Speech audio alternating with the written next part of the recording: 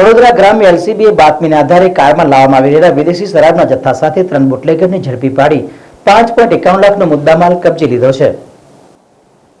જિલ્લા પોલીસ વડા સુશીલ અગ્રવાલના આગમન બાદ ગુનાખોરી ડામવા માટે વડોદરા જિલ્લામાં ઓપરેશન પરાક્રમ શીર્ષક હેઠળ એક ખાસ મુહિમ શરૂ કરવામાં આવી છે, જેમાં ગુનેગારોને ઝડપી પાડવા માટે જિલ્લાની પોલીસ ટીમ વધુ એક્ટિવ થઈ છે.